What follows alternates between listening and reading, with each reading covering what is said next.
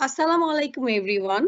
Welcome to our live exclusive session on Microsoft Active Directory.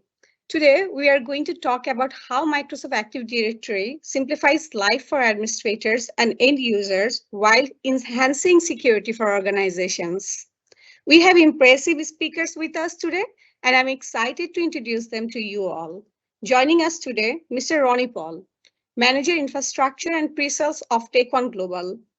He is a dedicated and well-experienced Microsoft certified professional who has been managing and helping organizations for modernizing their IT infrastructures for last 6 years. We also have Mr. Noor Hossein with us, Manager IT Services of Take-One Global. He has been in the industry for more than 6 years. More than being a Microsoft certified professional, he is also an expert in infrastructure and cloud services. Hi Ronnie Bhai, how is it going? Hi, Samapu. Going great. I'm sure we have insightful hour ahead of us, so let's get started. Over to you. Thank you, Samapu, for the introduction. So, আমরা শুরু করতে পারি। আজকে আমাদের সেশনটা basically active directory domain services নিয়ে। আমাদের day to day লাইফে আমাদের এখন সবচেয়ে বড় কনসার্ন এই কোভিড-19 সেটা হচ্ছে সিকিউরিটি।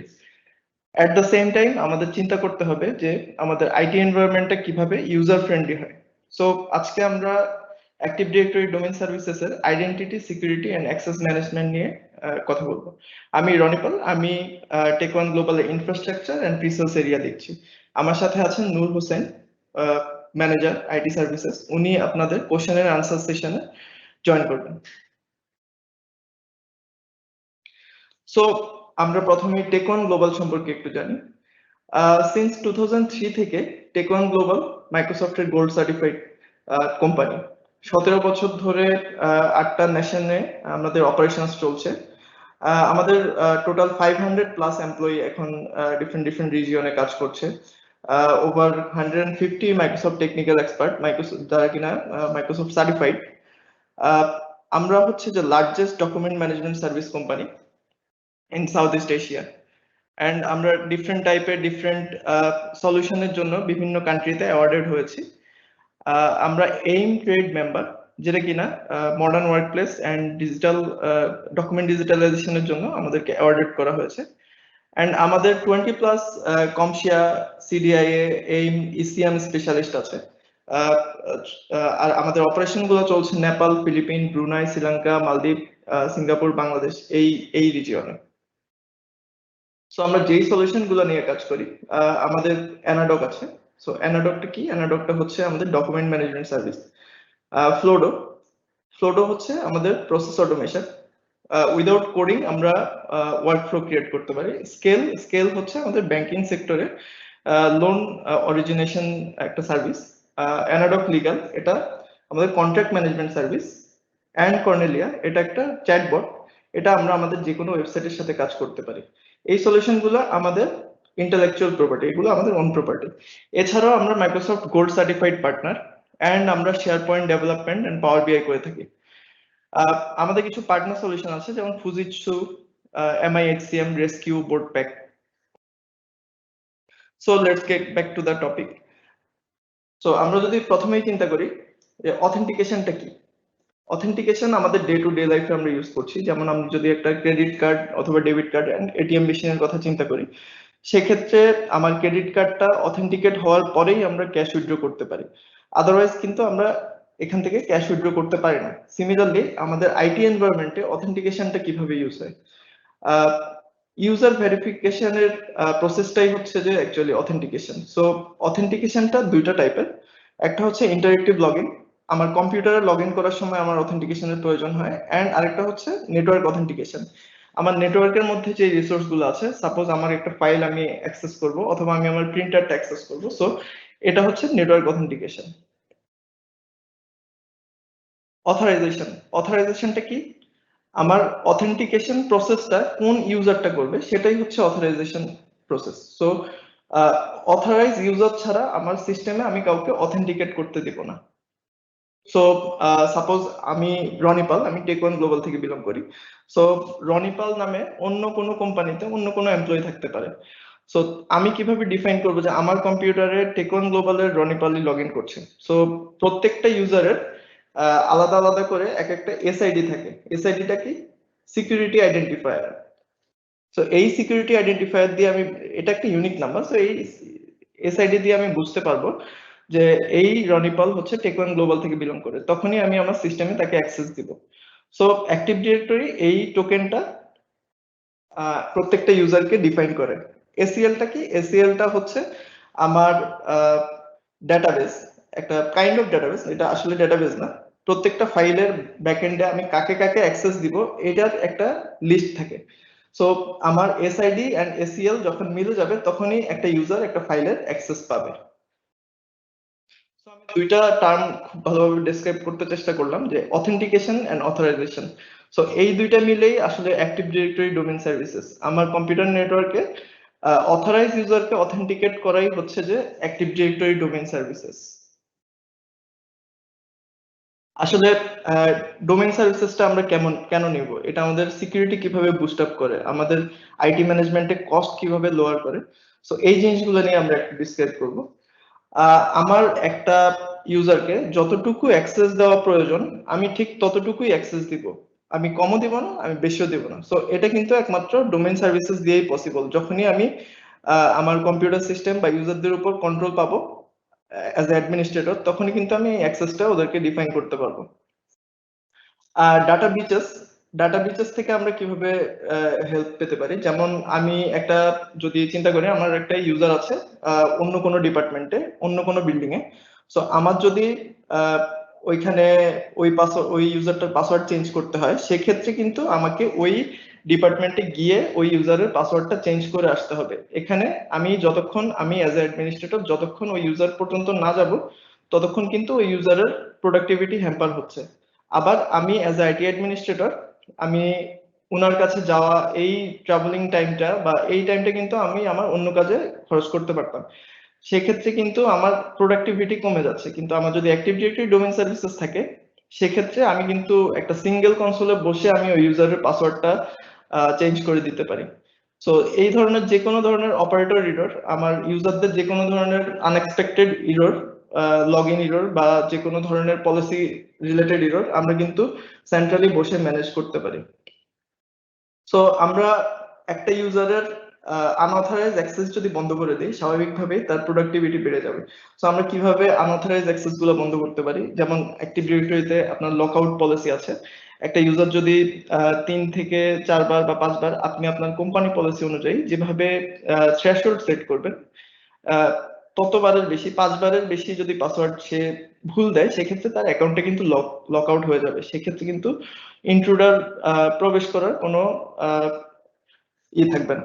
সো আমরা কিন্তু অ্যাকাউন্ট ডিসেবল করতে পারি। আমরা একটা এমপ্লয়ি যদি আহ, আমার কোম্পানি লিভ করে, সেক্ষেত্রে কিন্তু আমরা আমাদের অ্যাকাউন্টটা ডিসেবল করে রাখতে পারি। সেক্ষেত্রে কি হবে? ওই এমপ্লয়িটা যদি কোনো কারণে অফিসে আসেও, তখন সে তার কম্পিউটার অথবা সিস্টেমে লগ ইন করতে পারবে না। সো এরপর হচ্ছে যে আমরা আমাদের স্ক্রিনটা অটোমেটিক্যালি লক আউট করে দিতে পারি একটা সার্টেন পিরিয়ড পর। সাপোজ আমার কম্পিউটারটা যদি 3 মিনিট বা 4 মিনিট যদি ইনঅ্যাক্টিভ থাকে, অটোমেটিক সে লক হয়ে যাবে। সো এটা কিন্তু আমরা গ্রুপ পলিসি দিয়ে করতে পারি। এটা সুবিধা কি? সাপোজ আমি লাঞ্চ করতে গেলাম বা পাশের ডেস্কে গেলাম, তখন হচ্ছে যে আমার স্ক্রিনটা যদি লক না থাকে, সেক্ষেত্রে অন্য কেউ কিন্তু আমার কনফিডেন্সিয়াল ডাটা দেখে ফেলতে পারছে। সো সেক্ষেত্রে কিন্তু আমি আহ, আহ, এই স্ক্রিনটা যদি 3 বা 4 মিনিট পর লক আউট করে দিই অটোমেটিক, সো আমি ভুলে গেলেও সমস্যা নেই, কম্পিউটারটা কিন্তু অটোমেটিক লক হয়ে যাবে। সেম ওই লকআউট স্ক্রিনটা খোলার জন্য আমার হচ্ছে যে পাসওয়ার্ড লাগবে। আমার অ্যাক্টিভ ডিরেক্টরিতে যে পাসওয়ার্ডটা সেভ করা আছে, ওই পাসওয়ার্ডটা দিয়েই আমি আমার স্ক্রিনটা খুলে ফেলতে পারবো। আর ইউএসবি ইউএসবি ছাড়াও আমি এখানে সিডি রম বা অন্যান্য যে ফ্ল্যাশ ড্রাইভ আছে, সো যেমন পাসপোর্ট হার্ড ডিস্ক, সো এই জিনিসগুলোর অ্যাক্সেস কিন্তু আমি বন্ধ করে দিতে পারি। সো এই জিনিসগুলোর অ্যাক্সেস যদি আমি বন্ধ করে দিই, সেখানে কিন্তু আমার ভাইরাস ইনফেকশন হওয়ার রেট খুবই কমে যাবে। এডিডিএস এর কম্পোনেন্ট গুলো কি কি? অ্যাক্টিভ ডিরেক্টরি ডোমেইন সার্ভিসেস এর কম্পোনেন্ট গুলোকে বেসিক্যালি দুইটা কম্পোনেন্টে ভাগ করা আছে। একটা ফিজিক্যাল কম্পোনেন্ট আর একটা লজিক্যাল কম্পোনেন্ট। ফিজিক্যাল কম্পোনেন্ট গুলো কি কি? ফিজিক্যাল কম্পোনেন্ট গুলো হলো domain controllers, global catalogue server and read only domain controller. Domain controller বলতে আমরা কি বুঝি? ডোমেন কন্ট্রোলারটা হচ্ছে আমার, যদি এক কথায় বলি, আমার ডোমেনটা যেখানে হোস্ট করা আছে সেটাই ডোমেন কন্ট্রোলার। ডোমেনের মধ্যে কি থাকে? আমার ইউজার্স, কম্পিউটার্স, আমার কোম্পানি পলিসিস, ডিএনএস সবকিছু আমার যে জায়গায় হোস্ট করা আছে সেটাই ডোমেন কন্ট্রোলার। আমার অর্গানাইজেশনে সেভারাল ডোমেন কন্ট্রোলার থাকতে পারে একটা ডোমেনের আন্ডারে। গ্লোবাল ক্যাটালগটা সার্ভারটা কি? সেটা হচ্ছে যে আমার প্রাইমারি ডোমেন কন্ট্রোলার, যেখানে আমার স্কিমার ইনফরমেশন থাকবে, সেটাই হচ্ছে যে গ্লোবাল ক্যাটালগ সার্ভার। সো এখন স্কিমা কি, আমরা লজিক্যাল পার্টে সেটা ডিসক্রাইব করব। Read only domain controller. Read only domain কন্ট্রোলারটা হচ্ছে আমার নাম্বার অফ ইউজার যদি বেশি হয়, সাপোজ আমার অর্গানাইজেশনে 10,000-এর বেশি নাম্বার আছে, সো আমি চাচ্ছি যে 10,000 ইউজার যেন একটা ডোমেইন কন্ট্রোলার হিট না করে। সো আমি সেক্ষেত্রে রিড অনলি ডোমেইন কন্ট্রোলার ওইখানে বসাবো, যাতে আমার লোড ব্যালেন্সিংটা হয়। সো এই রিড অনলি ডোমেইন কন্ট্রোলার থেকে কিন্তু আমি রাইট করতে পারবো না। সো যে কোনো কিছুই আমার রাইটেবল ডোমেইন কন্ট্রোলার হতে হবে। রিড অনলি ডোমেইন কন্ট্রোলারে আমি শুধু অথেন্টিকেশন প্রসেসটা চালাতে পারবো। এবার আছে লজিক্যাল পার্টে। সো লজিক্যাল পার্টে আমার পার্টিশন আছে, schema, domains, domain trees, forest, sites, organizational unit, group policy and DNS. So আমরা যদি বেসিক কিছু পার্ট নিয়ে ডিসক্রাইব করি, সেক্ষেত্রে আমি ফরেস্টের কথা বললাম। ফরেস্টটা হচ্ছে রুট। আমার একটা ফরেস্টের আন্ডারে মাল্টিপল ডোমেইন থাকতে পারে। যেমন আমি যদি একটা অর্গানাইজেশনের কথা চিন্তা করি, যে বসুন্ধরা গ্রুপ, সো বসুন্ধরা গ্রুপের আন্ডারে আমার ডিফারেন্ট ডিফারেন্ট ডোমেইন আছে। যেমন আমার Bashundhara tissues, east West media, so এগুলো হচ্ছে ডিফারেন্ট ডিফারেন্ট ডোমেইন, কিন্তু আমার বসুন্ধরা গ্রুপ সেটা হচ্ছে যে আমার ফরেস্ট। সো আমরা যদি তারপর চিন্তা করি যে স্কিমা কি, আমার একটা ইউজারের যে ইনফরমেশন গুলা যেখানে স্টোর করা থাকে, যেমন আমার একটা ইউজারের ফার্স্ট নেম থাকবে, লাস্ট নেম থাকবে, ফোন নাম্বার, তার অফিস আইডি। সো এই ইনফরমেশন গুলো যেখানে যেই জায়গায় স্টোর করা থাকে, এটাকে স্কিমা বলে। সো এই অ্যাট্রিবিউট গুলোর ইনফরমেশনটাই হচ্ছে স্কিমা। সার্চটা কি, আমার অ্যাক্টিভ ডিরেক্টরি, যেহেতু এটা একটা খুবই ইম্পর্টেন্ট সার্ভার, সো আমার এখানে ডিসিডিআর এর কনসেপ্ট থাকতে পারে, যেমন data center and disaster recovery. So আমার ডেটা সেন্টার যদি ফেল করে, আমি ডিজাস্টার রিকভারি থেকে আমার ইউজারকে অথেন্টিকেট করাবো। সেক্ষেত্রে আমার দুইটা সাইট দরকার হবে, একটা ডেটা সেন্টার আর একটা ডিআর। সো আমি কিন্তু সাইটে বলে দিতে পারি আমার সাবনেট ধরে, যে এই সাবনেটের ইউজাররা ডিআর থেকে অ্যাক্সেস করবে, এই সাবনেটের ইউজাররা ডিসি থেকে অ্যাক্সেস করবে, অথবা ডিআর ফেল করলে সেকেন্ডারি হিসাবে, ডিসি ফেল করলে সেকেন্ডারি হিসাবে আমরা ডিআর ইউজ করব। So organisational unit, group policy and DNS, এগুলো নিয়ে আমরা নেক্সট স্লাইড গুলোতে ব্রিফলি ডিসক্রাইব করব। So what is DNS? ডিএনএসটা হচ্ছে আমার name to IP and IP to name resolve করা। সো এটা কিভাবে হয়? সাপোজ আমার একটা ইউজার আছে, সেই ইউজারটা তার যে ইনবিল্ট অ্যাপ্লিকেশন আছে সেখানে হিট করবে। যেমন এখানে আমি একটা এক্সাম্পল দিলাম যে foodbar.com। সো foodbar.com এ আমি যদি হিট করি, তখন সে কিন্তু রেসপন্সে তার যে ব্যাকএন্ডে আইপিটা দেওয়া আছে এই রেকর্ডে, সো এটা কিন্তু সে তার স্ক্রিনে দেখতে পাবে। তো এভাবেই আসলে ডিএনএসটা কাজ করে। আমার পাবলিক ডিএনএস যেভাবে কাজ করে, এডি লোকাল ডিএনএসটাও সেম ভাবে কাজ করে। আমি এখানে চাইলে আহ, যে কোনো ধরনের ডিএনএস রেকর্ড এখানে বসাতে পারি। যেমন আমি যদি চাই যে এখানে কোনো এমএক্স রেকর্ড বসাবো, সিএনএম রেকর্ড বসাবো, এসপিএফ রেকর্ড বসাবো, তো আমি যে কোনো ধরনের রেকর্ড এখানে বসাতে পারি, যেটা কিনা আমরা পাবলিক ডোমেইনে পারি। আবার এখানে আমি ডোমেইনে ফরওয়ার্ডার হিসাবে আমার পাবলিক ডোমেইনকে দেখাতে পারি, সেক্ষেত্রে সে কোয়েরিটা কিন্তু পাবলিক ডোমেইন থেকে নিয়ে আসবে। সো আসলে আমরা ডিএনএস টা কেন ইউজ করব, বা ডিএনএস এর আসলে সুবিধা সুবিধা কি লোকাল ডিএনএস এর সাথে? কিন্তু ডিএনএস এটা মাস্ট রিকোয়ার্ড। সো আমরা পাশের যে ছবিটা দেখতে পাচ্ছি, এখানে কিন্তু আমাদের দুইটা অপশন আছে, forward lookup zone and reverse lookup zone. So forward lookup জোনে আমার নেম টু আইপি রিজলভ করে, রিভার্স লুকআপ জোনে রিভার্স আমার আইপি টু নেম রিজলভ করে। সো আমার প্রত্যেকটা ডিএনএস জোনে এক একটা করে হোস্ট নেম এন্ড এক একটা করে আইপি দেওয়া আছে। এই রেকর্ড আমার প্রত্যেকটা কম্পিউটারের জন্য এগেনস্টে এক একটা আইপি এখানে ইনভেন্টরি আকারে থাকে। সো আপনার এখানে কিন্তু আইপি মনে রাখার, এজ অ্যাডমিনিস্ট্রেটর আপনার আইপি মনে রাখার কোনো দরকার নেই। আপনি জাস্ট ডিএনএসটা যখন ওপেন করবেন, ডিএনএস ম্যানেজার, তখনই কিন্তু আপনি আপনার হোস্ট নেম এন্ড আইপিটা পেয়ে যাবেন। এখান থেকে আপনি সার্চ করে নিতে পারেন। এটা অবশ্যই আপনার সিকিউরিটি এনহ্যান্স করে, যেহেতু অ্যাক্টিভ ডিরেক্টরিটা লোকাল সার্ভারে থাকে, এখানে আসলে কোনো ইন্টারনেট থাকে না। সো সেক্ষেত্রে আমাদের ডিএনএস রেকর্ড গুলা আমাদের কম্পিউটার এন্ড অন্যান্য যে অ্যাপ্লিকেশনের ডিএনএস রেকর্ড গুলো আছে এটা কিন্তু সেফলি হোস্টেড থাকে, এখান থেকে কেউ কিন্তু কোনো লিকেজ করতে পারবে না। সো ডিএনএস সার্ভারটা আমাদের ইন্টারনেট স্পিডটা ফাস্ট করে। এটা কিভাবে করে আমি একটু দেখাই। সো সাপোজ আপনার এখানে একটা কম্পিউটার আছে এন্ড এটা আপনার লোকাল ডিএনএস এন্ড এখানে আপনার পাবলিক ডিএনএস আছে। সো লোকাল ডিএনএসটা পয়েন্ট করা থাকে পাবলিক ডিএনএস এর দিকে। যখন একটা ইউজার ফেসবুক বা ইউটিউব সার্চ করে তখন এই ইউজারটা এডিট ডিএনএস এর কাছে যায় যে youtube.com এর আইপিটা কত। স্বাভাবিকভাবেই আমার এডিট যে লোকাল ডিএনএস আছে এখানে আসলে facebook.com বা youtube.com এর হোস্ট এন্ট্রি নেই।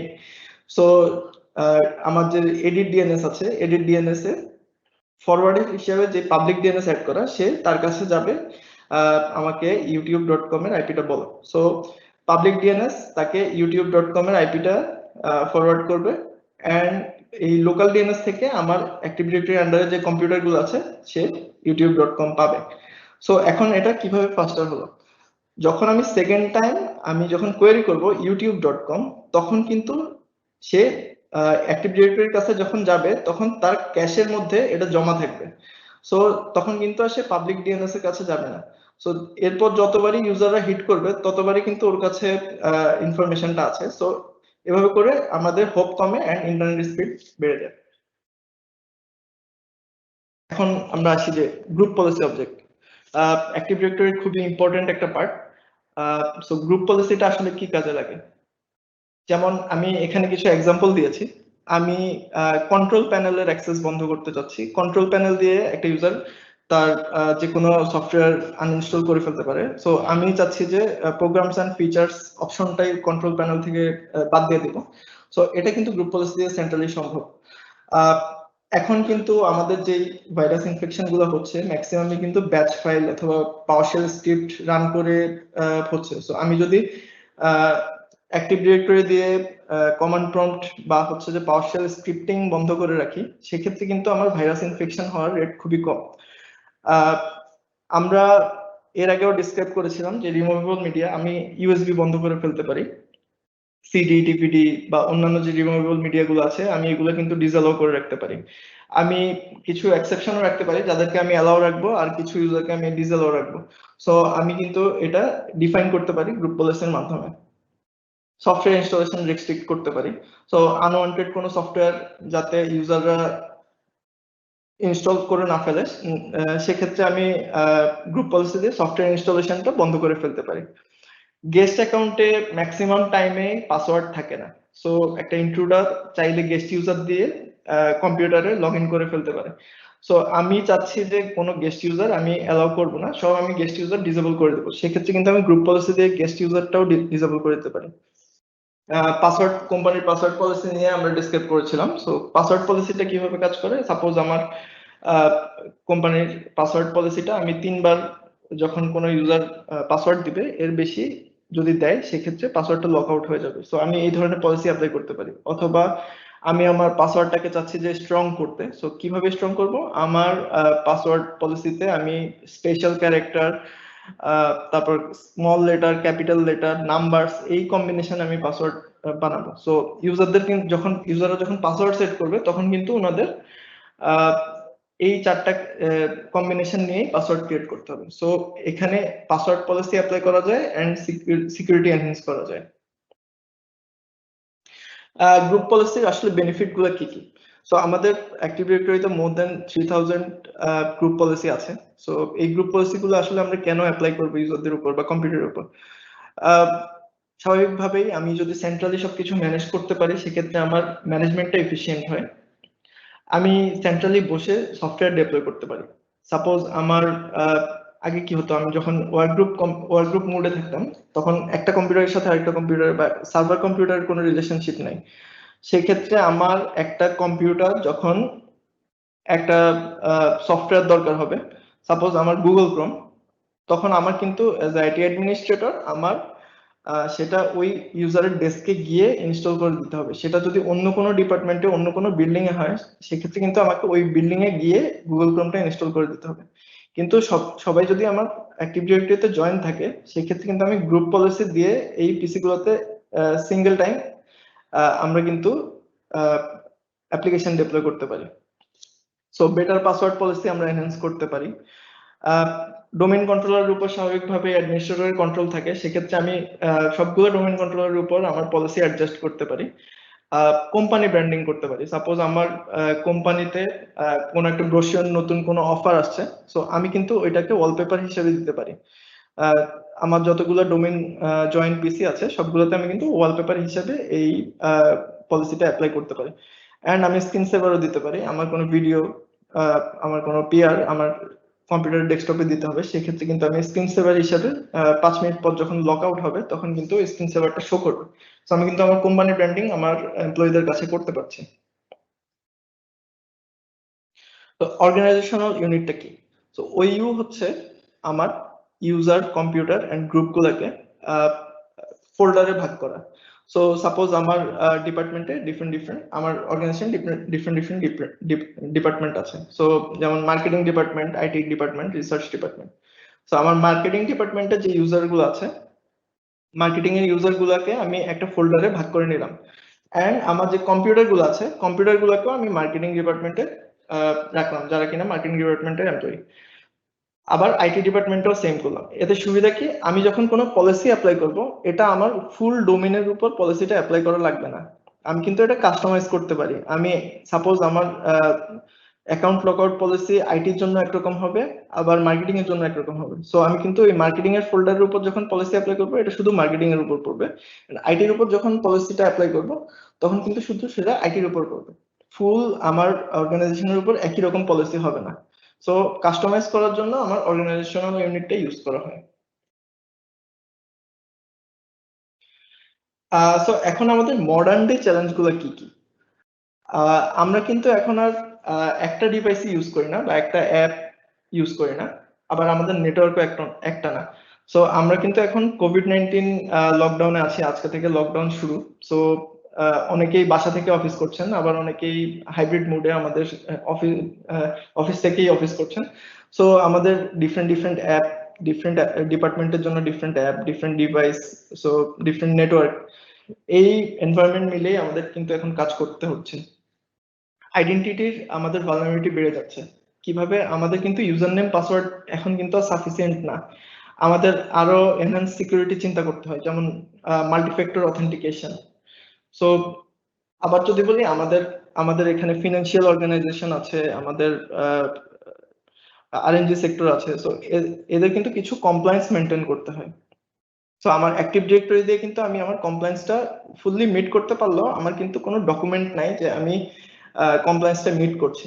সো আমার দেখা গেছে ফিনান্সিয়াল অর্গানাইজেশনে পিসিআই, ডিএসএস, হিপা বা সিআইএ এই ধরনের কমপ্লায়েন্স গুলো মেনটেন করতে হয়। সো আমার কিন্তু কোনো জায়গায় ডকুমেন্টেড নেই যে আমার এটা কমপ্লায়েন্স মিট করছে। তারপর হচ্ছে যে আমাদের আইটি আইটি অর্গানাইজেশনটা কিন্তু মোর প্রোডাক্টিভ হচ্ছে, এন্ড আইটি কে মডার্নাইজ করার একটা বড় চ্যালেঞ্জ চলে আসছে। সো এই চ্যালেঞ্জগুলো আমরা আসলে কিভাবে মিটিগেট করব? সো আমাদের আইটি এনভায়রনমেন্টের দিকে যদি আমি তাকাই, সো আমাদের আইটি এনভায়রনমেন্টটা এখন কেন, এখানে কিন্তু আমি এর আগেও বললাম যে একটা ডিভাইসে সীমাবদ্ধ না, একটা অ্যাপও না, আবার একটা নেটওয়ার্কও না।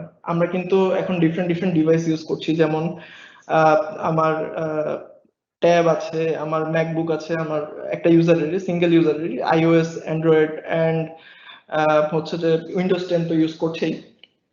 সো ডিফারেন্ট ডিভাইসে আমরা আমাদের কোম্পানির রিসোর্স গুলোকে অ্যাক্সেস করছি। অ্যাপ্লিকেশন, আমার ফিনান্সের জন্য এক ধরনের অ্যাপ্লিকেশন, আমার আইটির জন্য এক ধরনের অ্যাপ্লিকেশন, মার্কেটিং এর জন্য এক ধরনের অ্যাপ্লিকেশন আমরা ইউজ করছি, প্রোডাকশন বা ফ্যাক্টরিতে যারা কাজ করে তারা হয়তো আরেক ধরনের অ্যাপ্লিকেশন ইউজ করছে। সো ইউজাররা কিন্তু আপনার কর্পোরেট নেটওয়ার্কে কেউ থাকছে, কেউ আবার বাসার নেটওয়ার্কে থাকছে, কেউ আবার এনিহোয়ার মোবাইল নেটওয়ার্কে, মোবাইলের যে ডেটা আছে ডেটা দিয়ে কানেক্ট হচ্ছে। সো ডিফারেন্ট আমাদের আর্কিটেকচার, ডিফারেন্ট ডিভাইসেস আমরা ইউজ করছি। সো এটা কিন্তু একটা বড় চ্যালেঞ্জ। এভাবে আমরা কিভাবে পুরো আইটি এনভায়রনমেন্টটাকে একটা আমব্রেলার নিচে আনতে পারি? সো ইয়েস, আমাদের ক্লাউড বেস অ্যাক্টিভ ডিরেক্টরির কথা চিন্তা করতে হবে। So Azure active directory premium কিন্তু এই চ্যালেঞ্জগুলো থেকে ওভারকাম করতে হেল্প করে। সো আমরা একটু দেখি অ্যাজুর অ্যাক্টিভ ডিরেক্টরি আসলে কতটা পপুলার, বা এটা আমরা আমাদের ওয়ার্ল্ড ওয়াইড কিভাবে ইউজ হচ্ছে। সো আমরা যদি নিচের স্ট্যাটিস্টিক্সটা দেখি, এখানে 100K প্লাস আমাদের এন্টারপ্রাইজ কাস্টমার আছে যারা কিনা অ্যাজুরিডি ইউজ করছে সারা ওয়ার্ল্ডে। আর 250 million plus monthly active users আছে, and 30 billion plus daily authentication হয় অ্যাজুর অ্যাক্টিভ ডিরেক্টরিতে। সো বোঝা যাচ্ছে এটা আসলে world's largest cloud identity service. So Azure active ডিরেক্টরিটা আসলে কিসের সাথে কাজ করে? সো আমি যেটা বললাম, সবকিছু সিঙ্গেল সাইন অন কিন্তু একটা ডিরেক্টরি দিয়ে, অ্যাজুর অ্যাক্টিভ ডিরেক্টরি দিয়ে পসিবল। যেমন আমার এইচআর এর যে অ্যাপ্লিকেশন গুলো আছে, এখানে সেলসফোর্স, ওরাকল বা আমাদের এমআই এইচসিএম, সো এই অ্যাপগুলা আমি অ্যাজুর অ্যাক্টিভ ডিরেক্টরির মাধ্যমে সাইন ইন করতে পারি। সফটওয়্যার অ্যাজ এ সার্ভিস আমার সেলসফোর্স, ড্রপবক্স, অফিস 365 বা গুগল গুগল ওয়ার্কস্পেস, তো এই জিনিসগুলোতে আমি কিন্তু সেম ভাবে একটা ইউজার নেম পাসওয়ার্ড দিয়ে কিন্তু আমি Azure active directory user name password দিয়ে আমি অথেন্টিকেশন প্রসেসটা করতে পারি। ক্লাউড হোস্টেড অ্যাপ যেগুলো আছে, এডব্লিউএস, গুগল ক্লাউড, ওরাকল বা অ্যাজুর, সো এই জিনিসগুলোও কিন্তু পসিবল। অন প্রেমিসিসে আমার যে অন প্রেমিসিস ইভেন অ্যাপ্লিকেশন গুলো আছে, আমার ইআরপি বা অন্যান্য যে সলিউশন গুলো আছে, ওইগুলোও কিন্তু আমি একটা সিঙ্গেল ইউজার নেম পাসওয়ার্ড দিয়ে আমি সাইন ইন করতে পারি। সো আমার যতগুলো অ্যাপ্লিকেশন আছে আমার এনভায়রনমেন্টে, প্লাস আমার অ্যাক্টিভ ডিরেক্টরির কম্পিউটার গুলো, সব কিন্তু একটা পাসওয়ার্ড দিয়েই ম্যানেজ হচ্ছে। নাও কোশ্চেন আসতে পারে যে আসলে এটা কিভাবে সিকিউর হলো? একটা পাসওয়ার্ড যদি আমার ভালনারেবল হয়, সেই ক্ষেত্রে আমার পুরো এনভায়রনমেন্ট কিন্তু কম্প্রোমাইজ হয়ে যাবে। সো সেক্ষেত্রে আমরা নেক্সট স্লাইডে দেখি যে এখানে আমার যে ইউজার নেম এন্ড পাসওয়ার্ডটা আছে, এটা কম্প্রোমাইজ হওয়ার আসলে কোনো সম্ভাবনাই নেই, কারণ এখানে মাল্টিফ্যাক্টর অথেন্টিকেশন আছে। কেউ যদি আপনার ইউজার নেম পাসওয়ার্ড পেয়েও যায়, সেই ক্ষেত্রে কিন্তু তার মাল্টিফ্যাক্টর অথেন্টিকেশন দরকার হবে। তার ইউজারের পিসি ফোনের মধ্যে একটা পাসওয়ার্ড যাবে, সো ওই পাসওয়ার্ড, ওয়ান টাইম পাসওয়ার্ড যাবে, ওই পাসওয়ার্ডটা দিয়ে আমাকে কিন্তু লগ ইন করতে হবে। তারপর আমার কন্ডিশনাল অ্যাক্সেসে কি, আমি আমার কোম্পানির বেসলাইন সেট করতে পারি যে আমার কোম্পানির পিসি গুলা আপডেটেড থাকবে সবসময়। তারপর আমার কোম্পানি এই একটা পার্টিকুলার নেটওয়ার্কে থাকবে, বাংলাদেশের ভিতরে থাকবে। সো এই ধরনের আমি কন্ডিশন দিতে পারি যে আমার এই ইউজার গুলা শুধু আইওএস থেকে সাপোজ জয়েন করবে বা লগ ইন করবে, আবার কিছু ইউজার আমার শুধু উইন্ডোজ থেকে জয়েন করবে। সো আমি কিন্তু কন্ডিশনাল অ্যাক্সেস দিয়ে দিতে পারি। এই কন্ডিশন গুলো যদি মিট না করে, তাহলে তার user name, password and multifactor authentication দেওয়ার পরেও কিন্তু সে সাইন ইন করতে পারবে না। সো এখানে কিন্তু বিশাল একটা সিকিউরিটি এনহান্সমেন্ট করা হয়েছে। এন্ড আমাদের যে অ্যাপ্লিকেশন গুলো আছে, এগুলো কিন্তু আমার অ্যাজুরিটি দিয়ে পসিবল। সো আমি কিন্তু অন প্রেমিসিসের যে নেটওয়ার্কটা আছে আমার user and computer, and azure active ডিরেক্টরিতে যে ইউজার গুলো আছে, সো এটার মধ্যে কিন্তু আমি হাইব্রিড আইডেন্টিটি করতে পারি। সো এটাকে বলে হচ্ছে যে হাইব্রিড অ্যাজুরিটি জয়েন। সো আমি যদি হাইব্রিড অ্যাজুরিটি জয়েন দিয়ে করি, আমার অন প্রেমিসিসের যে ইউজারটা আছে ওইটা কিন্তু অ্যাজুরিটিতে সিঙ্ক হচ্ছে। সো আমি অন প্রেমিসিসের ইউজারটা দিয়েই আমার পুরো এনভায়রনমেন্টটা ম্যানেজ করতে পারছি। আমার কোনো ইউজারের যদি পাসওয়ার্ড রিসেটের দরকার হয়, আমি জাস্ট অন প্রেমিসিস ইউজারের পাসওয়ার্ডটা রিসেট করে দিলেই আমার কিন্তু ও যে কোনো অ্যাপ্লিকেশন, ওনার কম্পিউটার বা যে কোনো জায়গায় যেখানে যেখানে সিঙ্গেল সাইন অন করা আছে, সো লগ ইন করতে পারবেন। এটা হচ্ছে যে Azure active directory and hybrid মোডের সুবিধা। সো আমরা আসলে why tech one global, tech one গ্লোবালে আমরা মানে আমরা কেন টেক ওয়ান গ্লোবালের সাথে কাজ করবো? টেক ওয়ান গ্লোবাল মোর দেন 100 কাস্টমারকে active directory domain services enable করেছে। এর মধ্যে 10 প্লাস কাস্টমার আছে যারা হাইব্রিড অ্যাজুর আইডেন্টিটি ইউজ করছে। সো এর মধ্যে আমি নিচে কি আমাদের যে কি কাস্টমার গুলো আছে, কি কাস্টমার গুলা আমি এখানে দিয়েছি। যেমন বাংলাদেশের মোস্ট সিকিউর প্লেস যেগুলো, Bangladesh bank, Bangladesh police, Bangladesh army, border guard Bangladesh, BGB. So এই জায়গাগুলোতে কিন্তু আমরা ডিপ্লয় করেছি।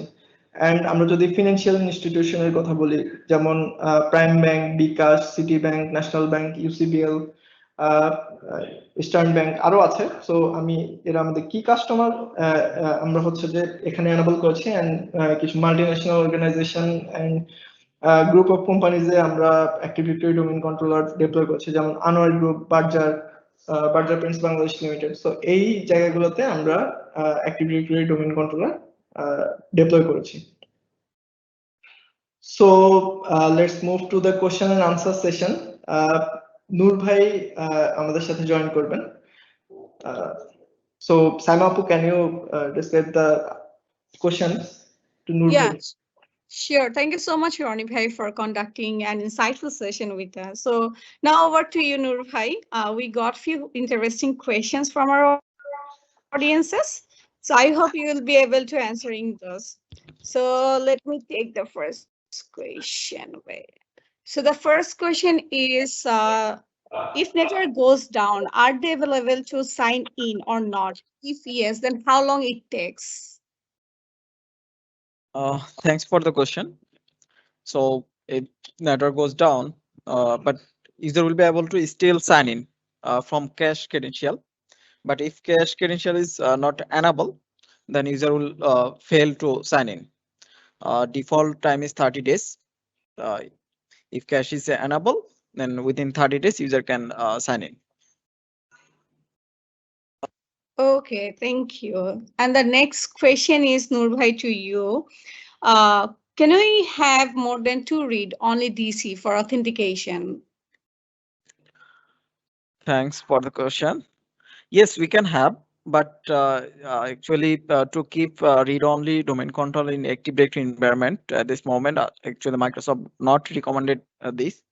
So we also suggest to don't keep read-only domain controller. But we can, if you want, if is there any physical security issue, then you can. But this is not at this moment suggested. Okay, nice. Thank you so much for the brief answering of this question. So the next question is to you, Noor Bhai, is what is DNS aging and scavenging and how it works? Uh, okay. Aging is actually a feature that allowed to identify stale DNS record. That is a combination of two things. One is non-fresh fresh interval, and another is refresh interval. Actually, the non-refresh interval and refresh interval is actually the value, like it is default is 7 days.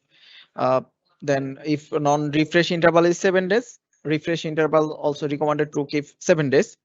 And scavenging is a mechanism to clean up if the aging value is more than current DNS record value. Like if we keep the 7 days, and if any DNS record don't use within 7 days, then in day 8 that DNS record will be clean up automatically.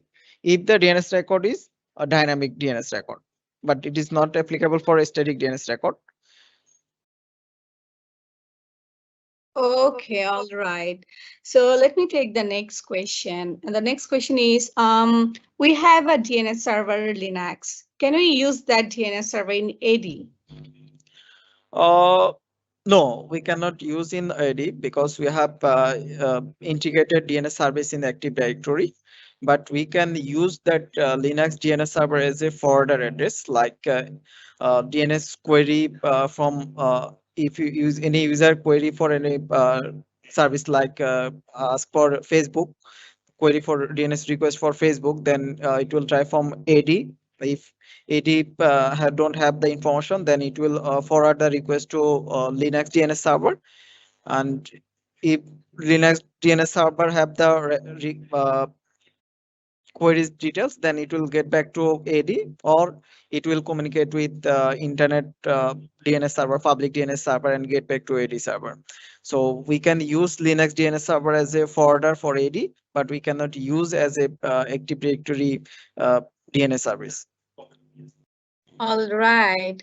So the last question of this session is how DNS work with multiple domains in a single forest? Okay, like if you have multiple domain, so in single forest like xyz.com and child.xyz.com, then for there will be a root and parent concept. Like any orchestration joined in parent, then the DNS query will work for from parent, and any orchestration joined in child domain, and in DNS query for like any service like Facebook, or internal any service like a.x child.xyz.com, then query response from child domain DNS. If they failed, like if any query request don't have in child, then it will forward to parent, and parent will get back to child. Okay, Nurbhai, we got a few more questions as well, so I think we should take it. So the next question would be for you is there any user care licensing needed for Azure Ready? Or actually for user Azure user, they need a license. Yes. Okay, all right. And the last question we have is, can we use only Azure AD without hybrid? Yes, we can use. Okay. So I think that's it. Thank you so much, Noor Bhai. And thank you so very much to our speakers for joining us today and sharing all those wonderful insights with us. Also, thanks to our audience for tuning in as well. If you have other questions that we have yet to answer, please feel free to send them to simon@takeoneglobal.com and we'll get to them. We hope you enjoyed this session and we look forward to seeing you in the next one. Have a great day, everyone. Thank you.